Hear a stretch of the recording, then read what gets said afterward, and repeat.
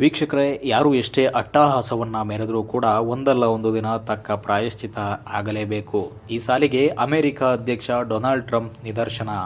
ಇತ್ತೀಚೆಗೆ ಹಲವು ದೇಶಗಳ ಮೇಲೆ ಮನಬಂದಂತೆ ಸುಂಕವನ್ನು ಹೇರಿದರು.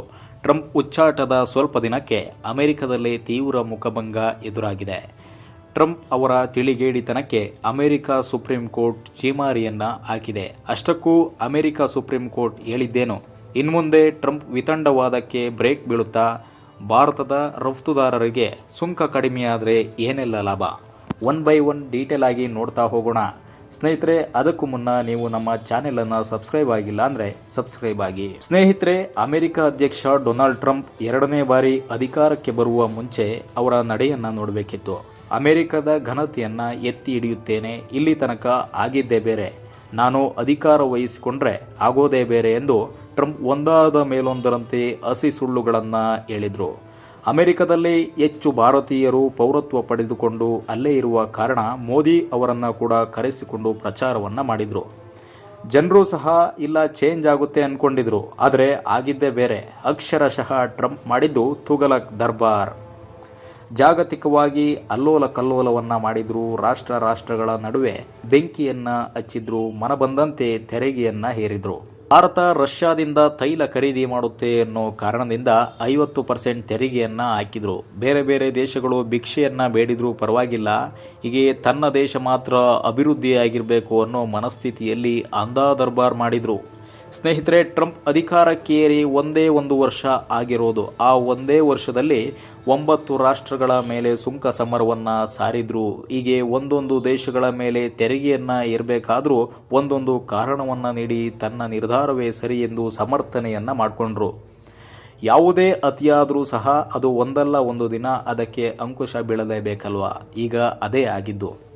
ಅಮೆರಿಕ ಸುಪ್ರೀಂ ಕೋರ್ಟ್ ನೋಡೋ ತನಕ ನೋಡಿ ಈಗ ಟ್ರಂಪ್ ಅವರ ಉಚ್ಚಾಟಕ್ಕೆ ಮದ್ದರಿಯೋದಕ್ಕೆ ಮುಂದಾಗಿದೆ.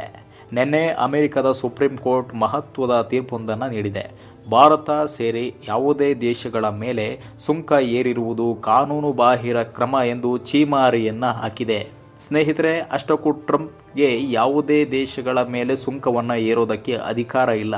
ಆದರೆ ಅವರು ಮಾಡಿರುವಂತಹ ಖತರ್ನಾಕ್ ಕೆಲಸವನ್ನು ನೋಡಿ. ಅಮೆರಿಕದಲ್ಲಿ ಅಂತಾರಾಷ್ಟ್ರೀಯ ತುರ್ತು ಕಾಯಿದೆ ಅಂತ ಇದೆ.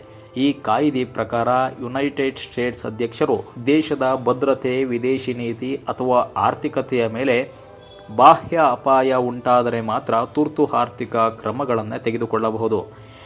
ಆದರೆ ಇದನ್ನು ಏಕಪಕ್ಷೀಯವಾಗಿ ಮಾಡಲು ಸಾಧ್ಯವಿಲ್ಲ. ಯಾವುದೇ ದೇಶದ ಮೇಲೆ ಸುಂಕವನ್ನು ಏರಬೇಕಾದ್ರೆ ಮೊದಲು ಸುಂಕ ಕುರಿತ ವರದಿಯನ್ನು ಅಮೆರಿಕದ ಸಂಸತ್ತಿಗೆ ಸಲ್ಲಿಸಬೇಕು. ಆದರೆ ಟ್ರಂಪ್ ಯಾವುದಕ್ಕೂ ಮನ್ನಣೆಯನ್ನು ಕೊಡದೆ ಸುಂಕವನ್ನು ಏರಿದರು. ಟ್ರಂಪ್ ನಡೆಗೆ ಸಿಟ್ಟಿಗೆದ್ದಿರುವಂತಹ ಸುಪ್ರೀಂ ಕೋರ್ಟ್ ಹಿಗ್ಗಾಮುಗ್ಗಾ ತರಾಟೆಯನ್ನು ತೆಗೆದುಕೊಂಡಿದೆ.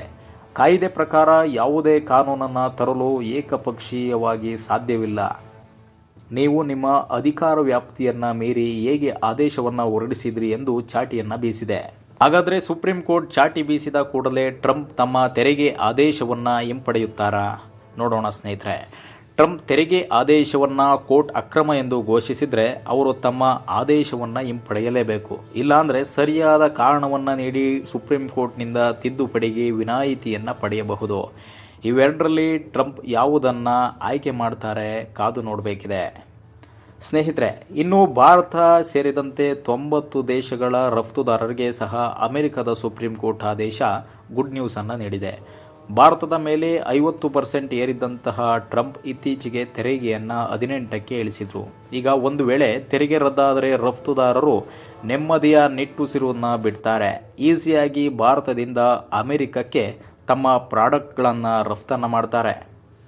ಮುಖ್ಯವಾಗಿ ಭಾರತದಿಂದ ಅಮೆರಿಕಕ್ಕೆ ಔಷಧಿ, ವಜ್ರ, ಆಭರಣ, ಇಂಜಿನಿಯರಿಂಗ್ ಸರಕುಗಳು, ಟೆಕ್ಸ್ಟೈಲ್ಸ್, ಸಾಫ್ಟ್ವೇರ್ ಸಾಧನಗಳು ಸೇರಿ ಹಲವು ವಸ್ತುಗಳು ರಫ್ತಾಗ್ತವೆ. ಸ್ನೇಹಿತರೆ, ಒಂದು ವೇಳೆ ತೆರಿಗೆ ಇಳಿದರೆ ಇದರಿಂದ ರಫ್ತುದಾರರು ಆರ್ಥಿಕವಾಗಿ ಬಲಿಷ್ಠವಾಗುವುದರ ಜೊತೆಗೆ ಭಾರತದ ಆರ್ಥಿಕತೆಯ ಮೇಲೂ ಯಾವುದೇ ಪರಿಣಾಮ ಬೀರಲ್ಲ.